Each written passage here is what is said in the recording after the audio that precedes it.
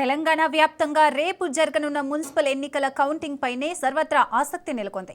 భద్రాద్రి కొత్తగూడెం జిల్లాలో జరిగిన ఒక కార్పొరేషన్ 2 మున్సిపాలిటీలకు పోలింగ్ ప్రశాంతంగా ముగిసింది. మొదటిసారిగా కార్పొరేషన్ ఎన్నికలు జరిగిన కొత్తగూడెం, అశ్వరావుపేట, ఇల్లందు మున్సిపాలిటీలలో గెలుపుపై అభ్యర్థుల్లో టెన్షన్ మొదలైంది. రాజ్ న్యూస్ విశ్లేషణ ప్రకారం కొత్తగూడెం కార్పొరేషన్, ఇల్లందు మున్సిపాలిటీలలో కాంగ్రెస్ జెండా ఎగిరే అవకాశాలున్నట్లు కనిపిస్తోంది. ఇదే అంశానికి సంబంధించి మరింత పూర్తి సమాచారాన్ని మా భద్రాద్రి ప్రతినిధి నవీన్ అందిస్తారు. భద్రాద్రి జిల్లాలో నిన్న జరిగినటువంటి ఒక కార్పొరేషన్ మరియు 2 మున్సిపాలిటీ ఎన్నికలకు పోలింగ్ అయితే నిన్న పూర్తయినట్లుగా కూడా చూడవచ్చు. ఈ నేపథ్యంలో రేపు జరగబోయేటటువంటి కౌంటింగ్ పై కూడా సర్వత్రా ఆసక్తి నెలకొన్నట్లుగా కూడా చూడవచ్చు. ఎందుకంటే ముఖ్యంగా మనం ఇటు కొత్తగూడెం కార్పొరేషన్ ఏదైతే మొదటిసారిగా కొత్తగూడెం కార్పొరేషన్ ఏర్పాటైనట్లుగా కూడా చూడవచ్చు. అయితే ఆ కార్పొరేషన్ ఏర్పాటు కావడం, ఎన్నికల నోటిఫికేషన్ రావడం, ఇక్కడ 2 పార్టీలు ఏదైతే ఇటు కాంగ్రెస్ మరియు సిపిఐ కలిసి పోటీ చేస్తాయంటూ, లేదు అనుకుంటే సిపిఐ బీఆర్ఎస్ కలిసి పోటీ చేస్తాయంటూ కూడా ఇక్కడ అనేక ఊహాగానాలను తెరదించుతూ ఇటు కాంగ్రెస్ పార్టీ, అదే సిపిఎం, బీఆర్ఎస్ 3 పార్టీలు కూడా ఇండివిజువల్గానే పోటీలో దిగినట్లు కూడా చూడవచ్చు. ఈ నేపథ్యంలో ఎవరు మొదటిసారిగా మేయర్ పీఠాన్ని దక్కించుకుంటారనేది కూడా సర్వత్రా ఇటు అంటే జిల్లా వ్యాప్తంగా కూడా ఒక ఆసక్తికరమైన చర్చ సాగుతున్న పరిస్థితి కూడా ఉంది. ఈ నేపథ్యంలో ఇటు ఓటర్ నాడి పట్టుకునేందుకు ఇటు రాజ్ న్యూస్ అయితే ప్రయత్నించినట్టుగా కూడా చూడవచ్చు. ఈ నేపథ్యంలో ఏదైతే మొదటిసారిగా కొత్తగూడెం కార్పొరేషన్ నుంచి ఇటు ఏదైతే మొత్తం 60 డివిజన్లు ఉండగా 60 డివిజన్లలో 32 నుంచి 36 వరకు కూడా స్పష్టంగా కాంగ్రెస్ అయితే అంటే గెలవబోతున్నట్లు ఇక్కడ ఉన్నటువంటి అంటే సర్వేల ప్రకారం అంటే తెలుస్తున్న పరిస్థితి కూడా ఉంది. అదేవిధంగా మనం చూసుకుంటే ఏదైతే సిపిఐ 16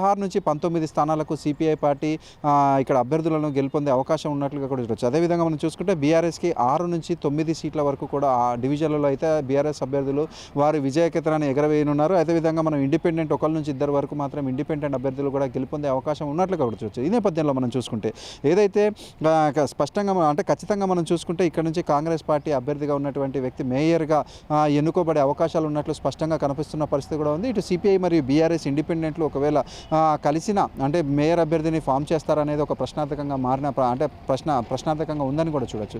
అదేవిధంగా మనం చూసుకుంటే ఏదైతే ఇది అశ్వరావుపేట మున్సిపాలిటీకి సంబంధించి అశ్వరావుపేటలో మొత్తం 22 డివిజన్లు ఉండగా 22 డివిజన్లలో కాంగ్రెస్ 10 నుంచి 12, బీఆర్ఎస్ 7 నుంచి 9, ఇటు ఇండిపెండెంట్లు 1 నుంచి 3 అక్కడ అంటే ఇటు బీఆర్ఎస్ మరియు కాంగ్రెస్ల మధ్య అయితే ఒక ఫైటింగ్ అంటే ఇద్దరి మధ్యలో అయితే హోరాహోరా కొనసాగే అవకాశాలు ఉన్నట్లుగా కూడా తెలుస్తుంది. ఈ నేపథ్యంలో ఇటు అశ్వరావుపేట మున్సిపాలిటీని దక్కించుకునేందుకు ఇటు కాంగ్రెస్ మరియు బీఆర్ఎస్లు శతవిధాలా ప్రయత్నిస్తున్న పరిస్థితి కూడా అంటే అక్కడ పరిస్థితులు ఉన్నాయి. అయితే ఇప్పుడు ఇండిపెండెంట్లను కలుపుకొని బీఆర్ఎస్ ఏమన్నా అక్కడ అంటే మున్సిపాలిటీ చైర్మన్ పీఠాన్ని అంటే దక్కించుకుంటుందా, లేదంటే ఇటు కాంగ్రెసే అక్కడ మున్సిపాలిటీ అంటే ఇక్కడ ఉన్నటువంటి ఏదైతే ఇటు జిల్లాకు సంబంధించి పొంగులేటి శ్రీనివాసరెడ్డి ప్రత్యేక దృష్టి సారించినట్లుగా కూడా చూడవచ్చు. అయితే ఏదైతే వేరే పార్టీలలో గెలిచిన వారిని కూడా కాంగ్రెస్ పార్టీకి తీసుకొని అక్కడ అంటే మున్సిపల్ పీఠాన్ని అక్కడ ఏదైతే అక్కడ కూడా మనం చూసుకుంటే అశ్వరావుపేటలో కూడా మొదటిసారిగా మున్సిపాలిటీ ఎన్నికలు జరుగుతున్న నేపథ్యంలో అక్కడ కూడా కాంగ్రెస్ పార్టీ పాగా వేసే అవకాశాలు ఉన్నట్లుగా తెలుస్తుంది. అయితే బీఆర్ఎస్ కూడా దానికి తగ్గట్లుగానే ఏదైతే మొదటిసారిగా మున్సిపాలిటీ ఎన్నికలు జరుగుతున్నటువంటి అశ్వరావుపేటలో జెండా ఎగిరేసేందుకు వారు కూడా ఉవ్విళ్ళూరుతున్నట్లుగా కూడా చూడవచ్చు.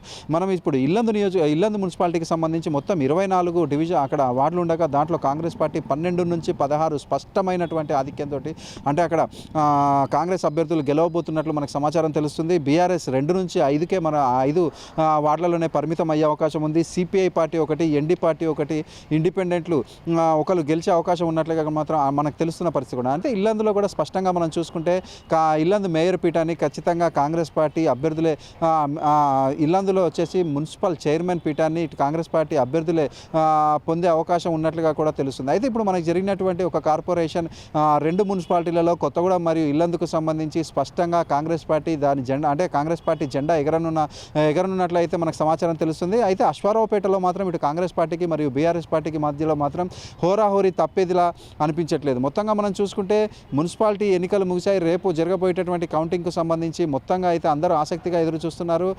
మరోసారి అంటే ఇటు కాంగ్రెస్ మాత్రం మరొకసారి దాని అంటే కాంగ్రెస్ పార్టీ జెండాలు ఎగిరేవేసేందుకు ఉవ్విళ్ళూరుతున్న పరిస్థితి కూడా చూసుకోవచ్చు.